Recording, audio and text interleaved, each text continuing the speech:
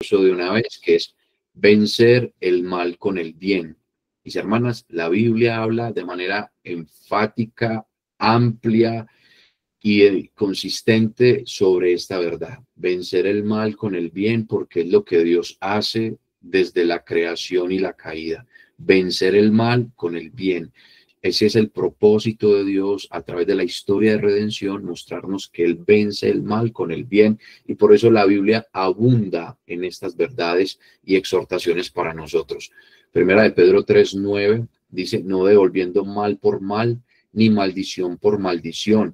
Proverbios 16:7 dice: cuando los caminos del hombre son agradables a Jehová, cuando el hombre se conduce según la voluntad de Dios, aún a sus enemigos hace estar en paz con él.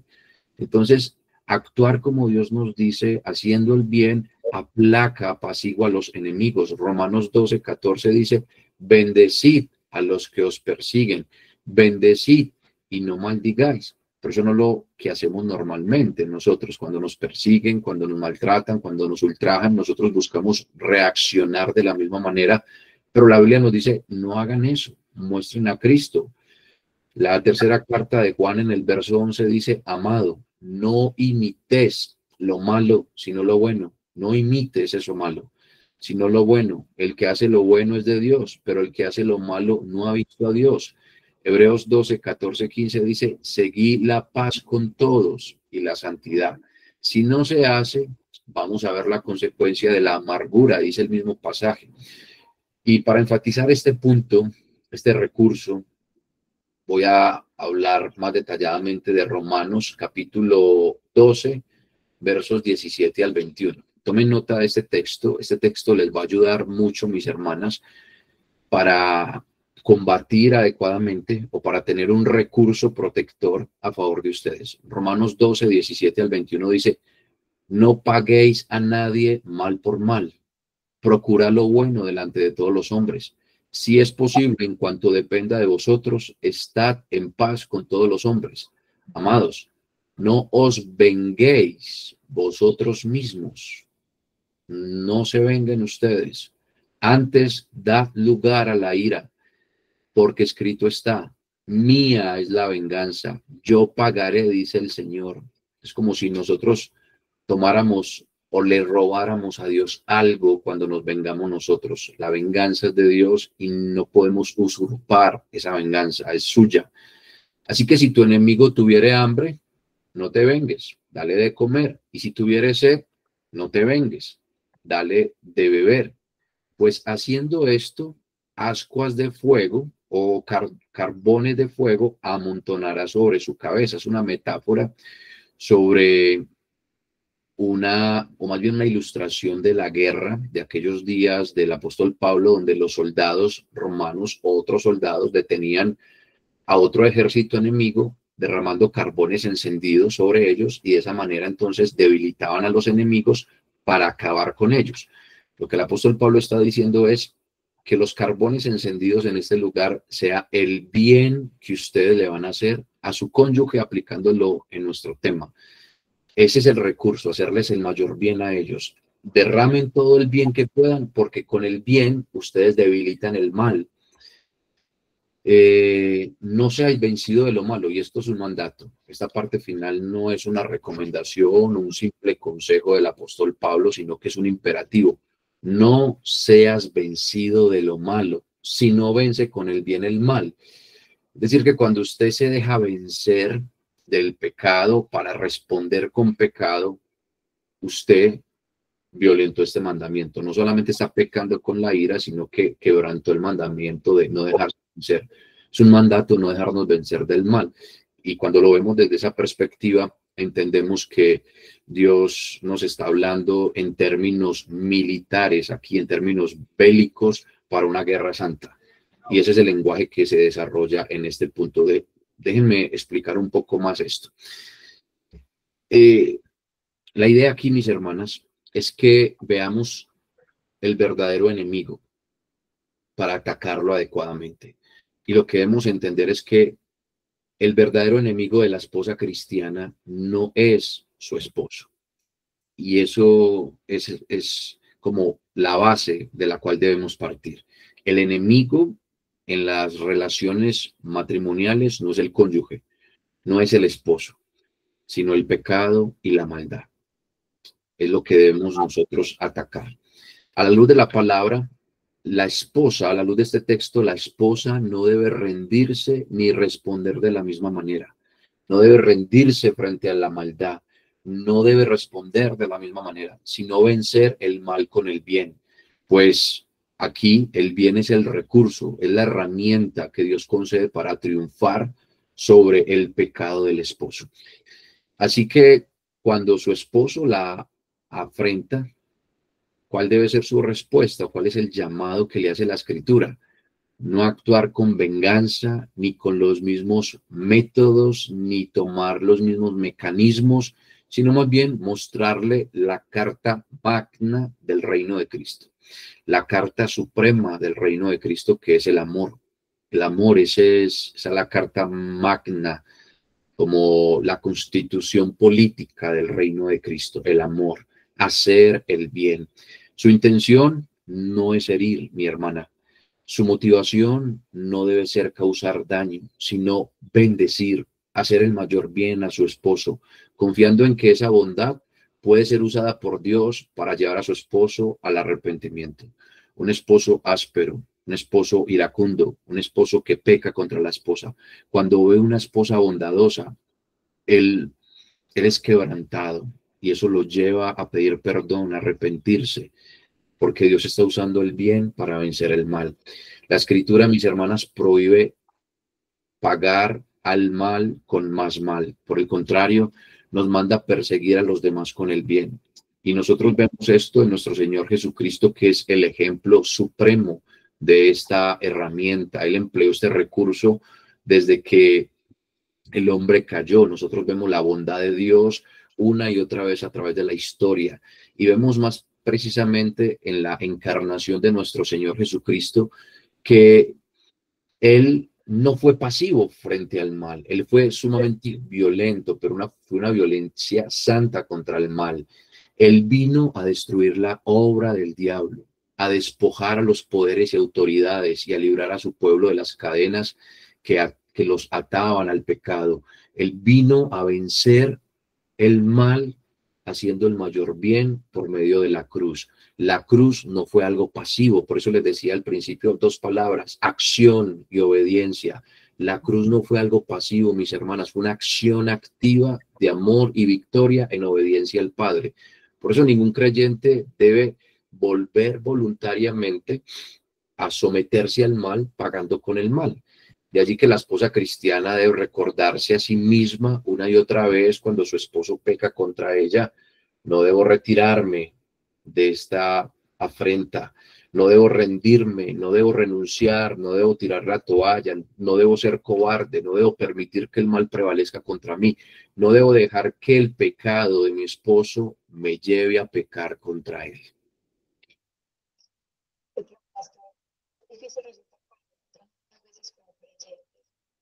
Pensar y actuar de forma efectiva, de manera bíblica, en estas interacciones con nuestros esposos. Qué desafiante para nosotras entonces vencer el mal con el bien, pero definitivamente ese es el mandato que Dios nos ha puesto a nosotras. Además, pues acá la autora nos recuerda algunos consejos prácticos que podemos llevar a cabo en la vida diaria para aprender a responder a ese mal de esa manera, de una manera correcta. Y voy a leer para ustedes justamente esas formas prácticas en las que podemos proceder para que esto, digamos, sea efectivo en nosotras. Y es orar a diario por él. Debemos nosotras orar por nuestros esposos diariamente, por diferentes aspectos de su vida, por su vida de piedad, por su trabajo, por su carácter, en fin. Todas nosotras estamos muy de cerca a nuestros esposos y sabemos que él necesita oración y en qué áreas necesita mayor oración. También debemos hablar con él de forma cariñosa, de forma suave, amable, con ese espíritu apacible del que habla el Señor. Debemos sorprender a nuestros esposos con una dulce noticia, con una tarjeta en su almuerzo, con suaves palabras, con cartas que sorprendan el corazón de nuestro esposo, diciéndole cuánto le amamos y bueno, cuánto deseamos entonces que volvamos a reencontrarnos con él en la noche, en fin. Todas esas cosas son valiosas para que nosotros empecemos a practicarlas. Servirle su plato favorito. ¿Cuántas de nosotras sabemos qué es lo que les gusta y no somos intencionales con eso? Debemos cocinar para ellos algo especial, de modo que se sientan también importantes. Darle un regalo inesperado. Llenar el tanque del carro con gasolina. ¿Qué les parece esto? Yo creo que sería muy de mucho valor, digamos, para ellos, muy apreciable el que podamos tener estos gestos bondadosos con ellos. Recuerden que el Señor nos ha salido al encuentro a nosotros con bendiciones de bien. Pudiéramos nosotros también hacer lo mismo con nuestros esposos. Otro, agradecerle por algo bueno que hayan hecho. Casi siempre nosotros somos muy habilidosas para buscar lo malo y para ver en ellos la falla, pero qué poco intencionales somos muchas veces para buscar el bien que ellos han hecho. Entonces, que podamos agradecerle por esas cosas buenas que hacen, que podamos alabarlos y admirarlos cuando hacen cosas buenas o cuando su carácter o todas estas cosas que ellos manifiestan, pues también se destacan y son lindas para nosotros. También podemos resaltarlas. Tener también la humildad, mis hermanas, de confesar nuestras propias fallas. Tener la humildad de confesar nuestras fallas, de pedir perdón, reafirmar nuestro compromiso con ellos, iniciar un tiempo especial de intimidad con ellos. Tomemos también la iniciativa nosotras. Con ellos haciendo algo que les guste, acompañarlos a ver un partido de fútbol, por ejemplo, o bueno, en fin, cada una de nosotras sabemos en qué áreas ellos tienen mayor deleite y pudiéramos estar ahí acompañándolos. Pedir que caminen juntos, que salgan, no sé, a respirar aire puro. Muchas veces no nos damos como esos espacios de soledad y normalmente estamos rodeados con los hijos, los que los tenemos, o con otras personas que nos impiden tener un poco más de cercanía e intimidad con ellos.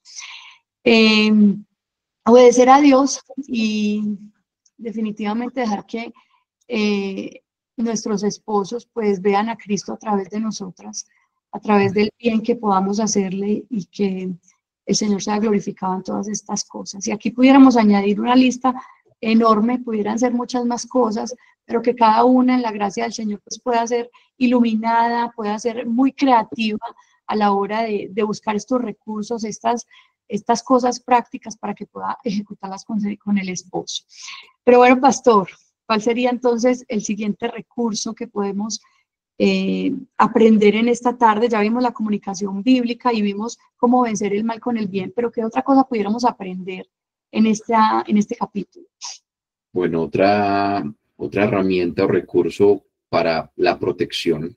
Recordemos que estamos hablando de esa protección que Dios da a la mujer a través de las Escrituras, es apelar bíblicamente. Nosotros sabemos que una apelación en términos jurídicos es presentarse delante de una institución con mayor autoridad para que reconsidere una decisión tomada por una decisión de menor autoridad o para que evalúe un mandato, una orden o un decreto que la misma institución de mayor autoridad ha decretado o establecido. De esta manera, entonces, nosotros podemos traer esta apelación en términos jurídicos y hacerlo desde las mismas Escrituras, porque vemos algunas porciones de las Escrituras que nos enseñan a hacer este tipo de apelaciones bíblicas. Entonces, una esposa tiene este recurso a su disposición. ¿Y qué va a hacer ella? Pues hay ocasiones donde la esposa tiene ideas, tiene planes o propósitos que no necesariamente van en contra de los de su esposo, pero que pueden mejorarlos o ser más sabios o más convenientes para su familia, para el reino, para el bienestar de todos. Y aunque ella no debe imponerla, sí debe presentarla de manera respetuosa como una apelación, considerando lo que la Escritura dice en Proverbios 1:5, que oirá el sabio y aumentará el saber, y el entendido adquirirá consejo. Si el esposo es creyente, es un hombre sabio, él va a escuchar a una mujer que tiene el Espíritu de Dios, que también es sabia, y va a considerar y va a tomar la mejor decisión. En este punto, la apelación de una esposa a su esposo debe tener siempre como propósito, hermanas, la gloria de Dios y la honra de su esposo. Nunca debe ser una satisfacción egoísta, una ambición personal, algo para salirse con la suya, sino buscar que eso que usted está proponiendo o que usted desea implementar en las ideas de su hogar o en las resoluciones de su familia, en el matrimonio, etcétera, busque siempre la gloria de Dios, cómo esto va a impactar más el nombre del Señor y va a traer un beneficio mayor para nuestra familia. Por eso, la esposa debe hacer esta apelación con respeto, con sumisión, no con imposición, en un tono suave, sin sarcasmo y en un momento oportuno, aunque hay ocasiones donde se debe hacer con prontitud. Es importante también, hermanas, asegurarse de que la petición fue comprendida, preguntar, ¿has considerado lo que te dije? Y pues para usted asegurarse de esto no necesita preguntar 5 veces. Yo espero que no. Algunas de ustedes pensarán, bueno, depende del esposo, pero yo espero que no sea así, que con una sola pregunta usted pueda darse cuenta de que fue comprendida su petición, porque podría entenderse de otra manera su apelación. Y es que usted se está volviendo una mujer obstinada y recalcitrante cuando enfatiza y enfatiza y enfatiza en la misma propuesta, cuando ya el esposo la tiene bastante clara. Entonces, una apelación siempre debe empezar y terminar con la declaración humilde de la esposa, que está dispuesta, diciéndole a su marido o a su esposo, sea que hagas lo que te estoy proponiendo o no, yo voy a estar sujeta a tu decisión. Así, con ese tono suave, sumiso, respetuoso. Eso es lo que debe caracterizar esta apelación, mis hermanas, y me da la impresión de que no para todas es fácil esto, y no todas lo van a hacer así inicialmente, y es complejo, pero Dios les va a ayudar, mis queridas hermanas. Entonces, siempre y cuando lo que sus esposos van a hacer no sea pecaminoso, ustedes van a decir, ok, sea que aceptes o no, yo me sujeto a lo que tú decidas, pero si esto es pecaminoso, no me sujeto. Si, por ejemplo, él le pidiera incurrir o apoyarlo en un pecado, como por ejemplo lo hizo Abraham con su esposa Sara, que fuera partícipe de una mentira, usted, hermana, en la sabiduría que Dios le ha dado, debe buscar una alternativa que respete la intención original de su esposo, sin transgredir la voluntad de Dios. Entonces, en el caso de Abraham, él quería ser preservado, pues entonces es buscar otra solución sin necesidad de decir una mentira. En el caso suyo, supongamos que ustedes necesitan y desean tener una mejor economía en su casa, y para tener una mejor economía, pues entonces hay que hacer un trabajo donde no van a cumplir con la legalidad de lo que demanda la ley de nuestro país. Entonces van a facturar sin ser legales en todo. Usted debe buscar un medio para que su esposo no incurra en la ilegalidad y decirle, yo entiendo tu preocupación, sé que quieres que tengamos una mejor economía, pero no vamos a incurrir en honrar el nombre de Dios. Existen otros medios, vamos a asesorarnos, vamos a buscar personas profesionales que nos den instrucción sobre este tema. Quizás somos ignorantes en muchos aspectos y necesitamos guía. Y cuando una esposa respalda la apelación con la verdad bíblica, va a haber el efecto transformador en el corazón de su esposo, que es creyente. Esto no siempre va a suceder en el inconverso, pero ¿qué hace Dios para operar en el inconverso que no escucha la palabra suya? Pues Él utiliza la conciencia, utiliza su creación para redarguir su conciencia. Entonces la esposa siempre debe apelar a lo correcto desde las escrituras para que el esposo inconverso sea persuadido por la conciencia que está a favor del creyente, porque es una juez que está a favor de Dios. Finalmente, hermanas, en este punto, no ser escuchada en su apelación no significa entrar en discusión porque no se hizo lo que usted quería, sino más bien esto fue lo que Dios dispuso. En última instancia, esta es la respuesta de Dios, sea que el esposo acepte o no la apelación, es la respuesta de Dios. Aunque si la decisión de su esposo es pecaminosa, la esposa debe ser consciente de las implicaciones y estar dispuesta a tomar las medidas según la prudencia cristiana. Si el esposo incurre en pecado, ok, entiendo que Dios en su soberanía está dirigiendo aún este tipo de cosas, pero también ser consciente de que cuando se incurre en pecado y el esposo persiste en ser obstinado, va a traer consecuencias. Y una de esas consecuencias es que usted va a padecer por hacer el bien, como dice Primera de Pedro 3:17. Es mejor que padezcáis haciendo el bien, si es la voluntad de Dios, que haciendo el mal.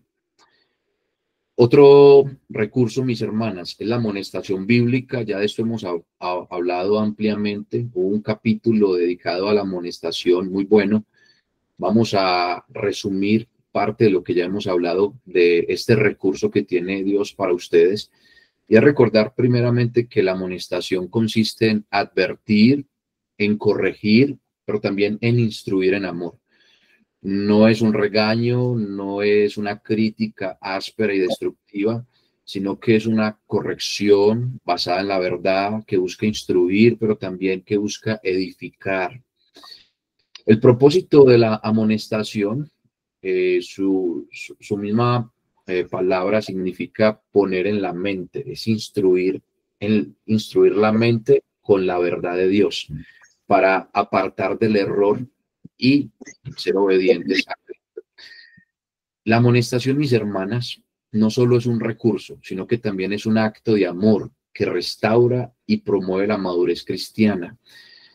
Esto era lo que el apóstol Pablo decía a los corintios en la primera carta a los Corintios capítulo 4, les decía, yo hago esto, yo los amonesto, no para avergonzarlos, sino como a hijos amados, yo los amonesto para guiarlos a la madurez. De este modo, la amonestación tiene como propósito llevar al creyente a experimentar una mayor plenitud de la redención por la obra de Cristo. Entonces, ¿qué es la amonestación? Es conducir a otro a ser más como Cristo, a sanar aquellas cosas que están distorsionadas en su vida para traer unidad, para traer un carácter que muestre a Cristo, que se refleje en las relaciones, incluyendo el matrimonio. Y nosotros vemos en las Escrituras que los pastores amonestan. Hechos 20:31 del apóstol Pablo se está despidiendo de algunos ancianos y les está diciendo cómo deben actuar ellos y les pone su propia vida como ejemplo y les dice, ustedes saben todo lo que yo he hecho, que van a levantarse también falsos maestros. Por lo tanto, velen, sean vigilantes. Acuérdense que por 3 años, de noche y de día, no he cesado de amonestar con lágrimas a cada uno. Entonces, pastor, amonestar, redireccionar, corregir, volver a encarrilar a los hermanos que se desvían. Y esa es una labor pastoral, pero también es una labor para la iglesia. Primera Tesalonicenses 5:12 en adelante dice, y os rogamos, hermanos, que reconozcáis a los que trabajan entre vosotros y os presiden en el Señor y os amonestan. Esto es a los líderes de la iglesia, que reconozcan a los ancianos, a los que dirigen, a los que presiden, a los que amonestan, y que los tengáis en mucha estima, con amor por causa de la obra. Tened paz entre vosotros. La amonestación a veces trae tensión. Uno a veces no quiere recibir amonestación, porque a veces requiere corrección o una reprensión, la amonestación. Entonces eso puede traer disensión y por eso la Escritura dice, con la amonestación tengan paz entre ustedes.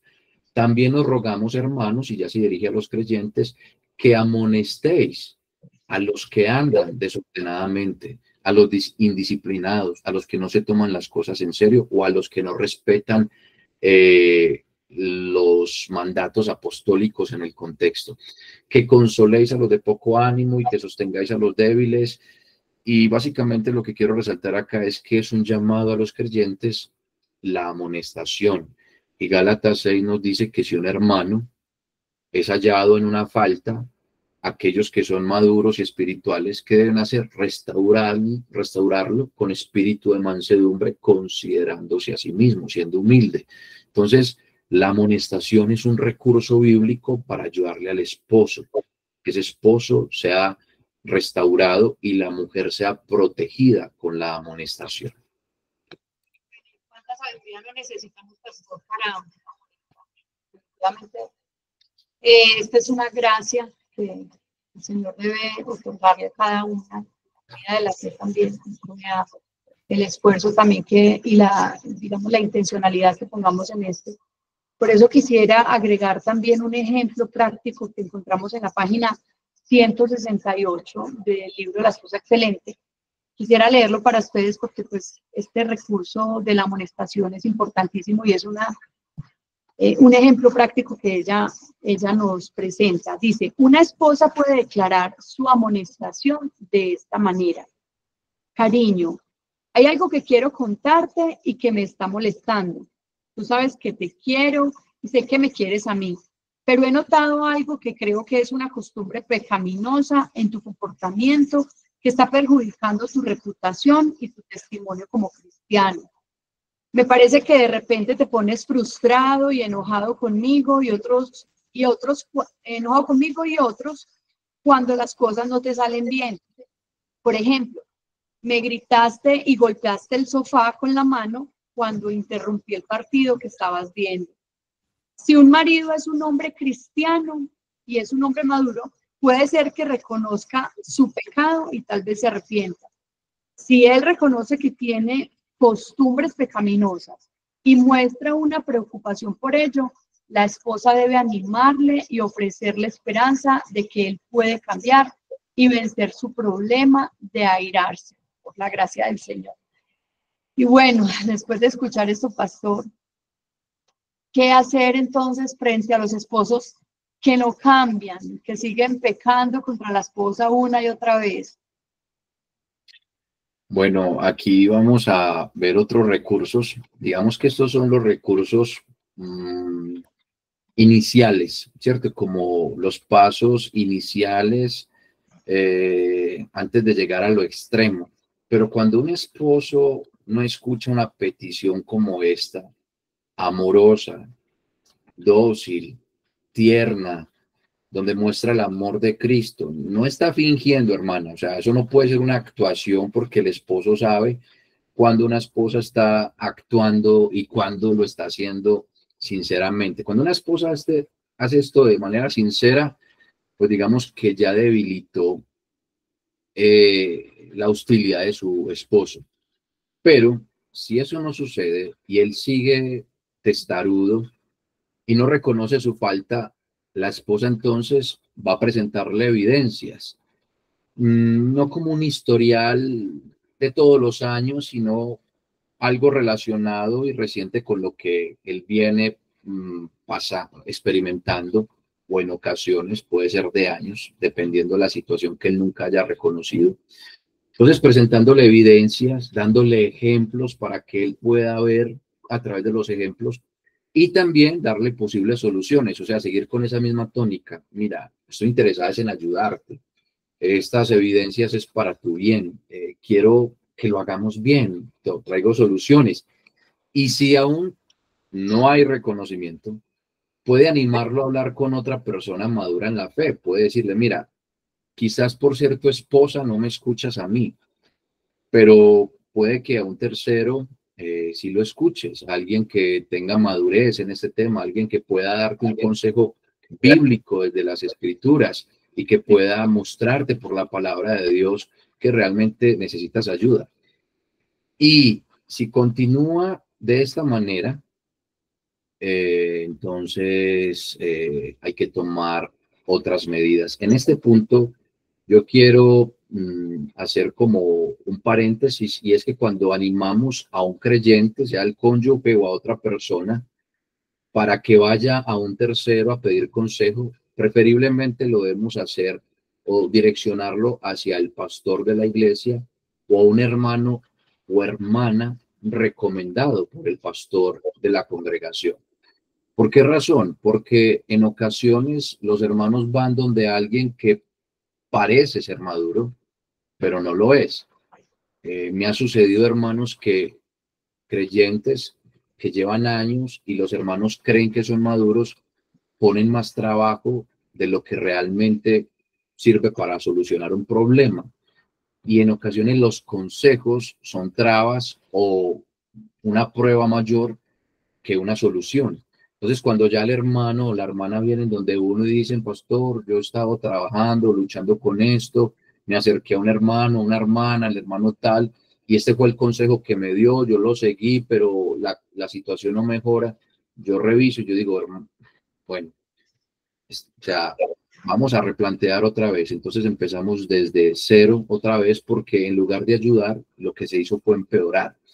Y también es importante redireccionar al pastor, hermanos, porque en ocasiones la persona que está afectando a la esposa, en este caso el esposo que está afectando y pecando contra la esposa, busca un consejero por conveniencia. Entonces va a ir donde el hermano tal, que le va a decir lo que él quiere escuchar y que lo que va a hacer es respaldarlo en su pecado contra su esposa porque escucha solo esa versión.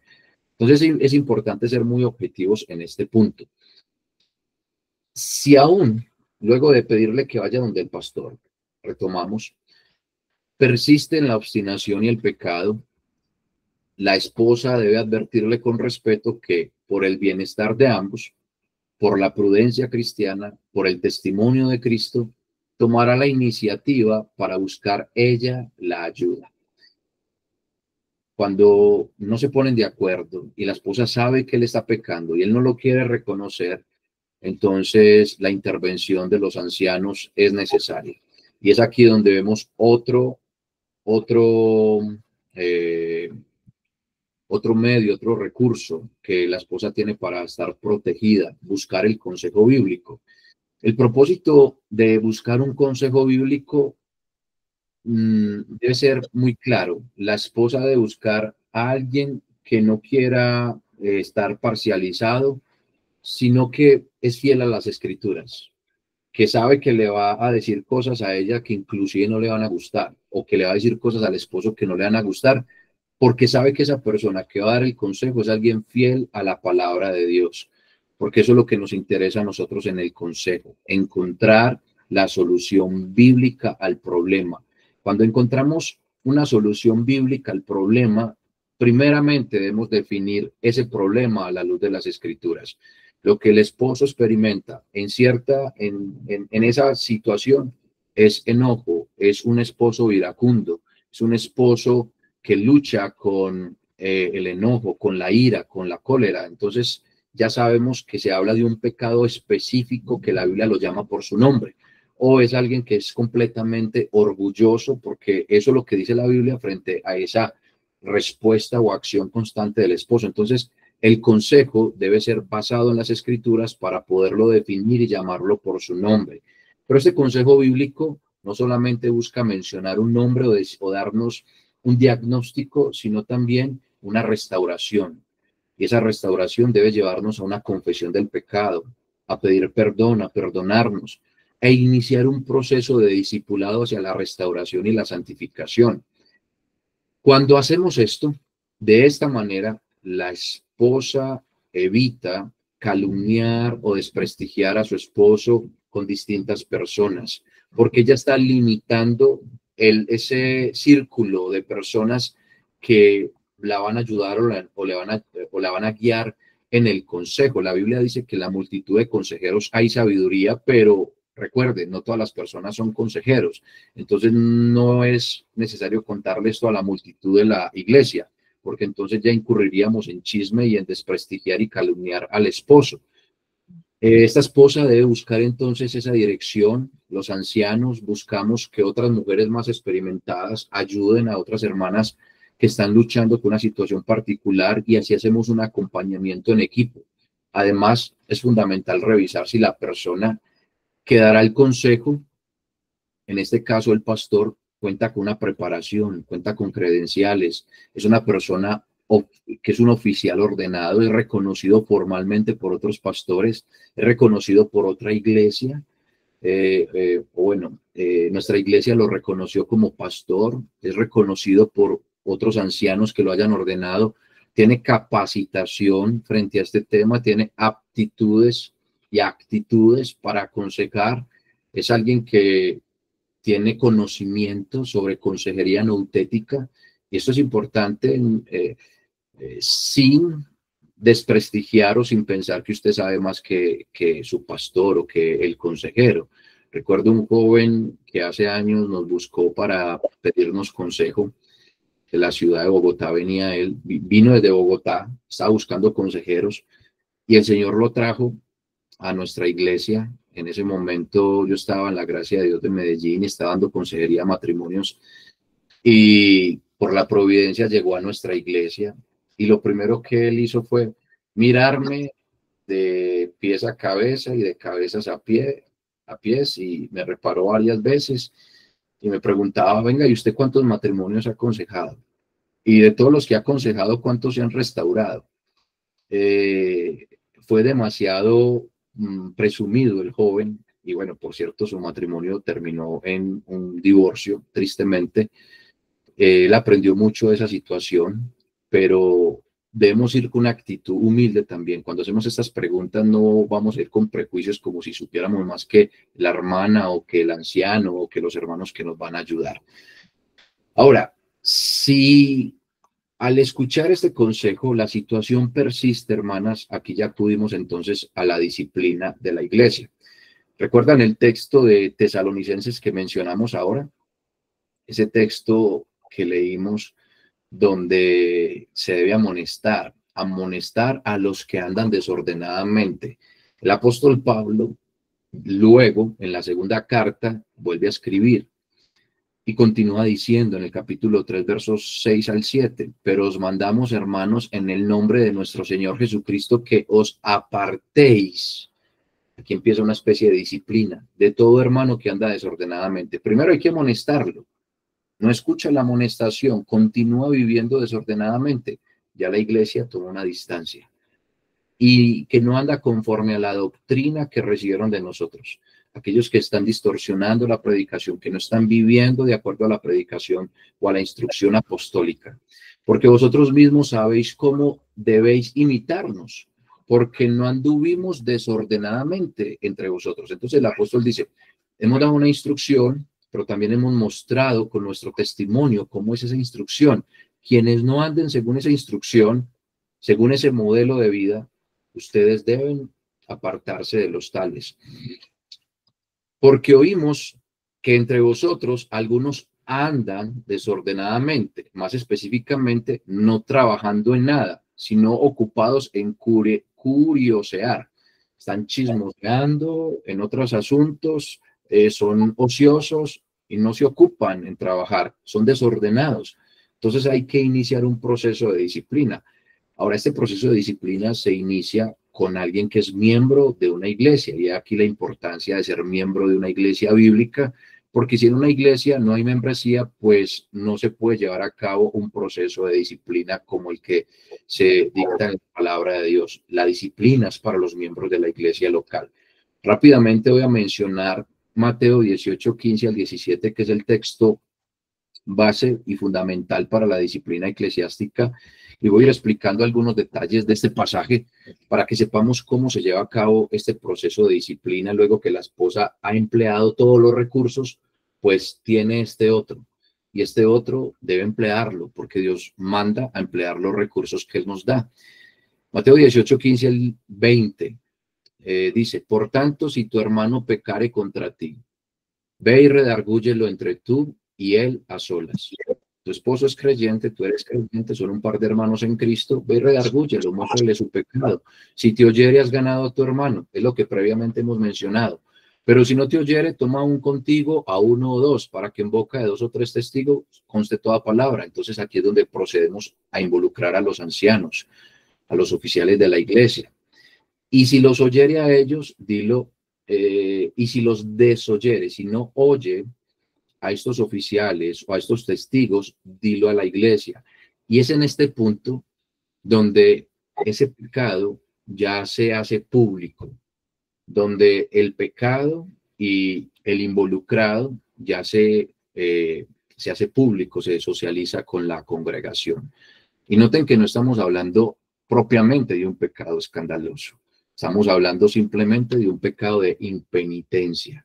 alguien que no quiere reconocer, que persiste y que persiste en ese pecado y que está agraviando a su esposa, que está agraviando a su familia, que está agraviando el nombre de Cristo y sigue en impenitencia. Y si también desoyere a la iglesia, luego de que la iglesia lo confronta, le dice, hermano, apártate de este pecado, la escritura dice esto, pero él sigue obstinado en su pecado, la Biblia dice, tenle por gentil y publicano, es decir, no lo reconozcas como creyente. De cierto os digo que todo lo que atéis en la tierra será atado en el cielo y todo lo que desatéis en la tierra será desatado en el cielo. Lo que hace la iglesia es respaldado y avalado por Cristo Jesús. Otra vez os digo que si os de vosotros se pusieren de acuerdo acerca de cualquier cosa que pidieren, les será hecho por mi Padre que está en los cielos. Si ustedes en la asamblea están reunidos, por muy pequeña que sea esa asamblea, están reunidos, nosotros los respaldamos. Es oído por Cristo, es escuchado por el Padre, respaldado por Dios. La iglesia actúa como una corte en medio del proceso disciplinario, porque donde están dos o tres congregados en mi nombre, allí estoy yo en medio de ellos. Todo esto se da en el contexto de una asamblea reunida, de una congregación reunida en el nombre de Cristo Jesús. Mis hermanas, esto es un recurso que las esposas tienen cuando los esposos son testarudos, obstinados, impenitentes y siguen en el mismo pecado. Las esposas, luego de seguir los pasos previos a este, deben acudir a este. Si la situación es demasiado delicada, supongamos es un hombre que golpea a su esposa, o es un hombre que amenaza con un arma a su esposa, o cosas por el estilo donde se pone en riesgo la vida de la esposa, la vida de los hijos, la integridad de la familia, hay un último recurso que nosotros vemos en las Escrituras y es el uso legítimo de las autoridades civiles. Hace un momento leíamos que nosotros no debemos vengarnos en Romanos 12:19. Amados, no os venguéis vosotros mismos, antes da lugar a la ira, porque escrito está, mía es la venganza, yo pagaré, dice el Señor. Y noten cómo luego de Romanos 12:19, 20, y continúa ya luego estos últimos versículos de Romanos 12, continúa el capítulo 13 y hay una conexión que no siempre la vemos, pero que aquí la vamos a ver. Sométase toda persona a las autoridades superiores porque no hay autoridad sino de Dios. Es decir, que toda autoridad superior o institución es establecida por Dios y las autoridades que hay por Dios han sido ordenadas.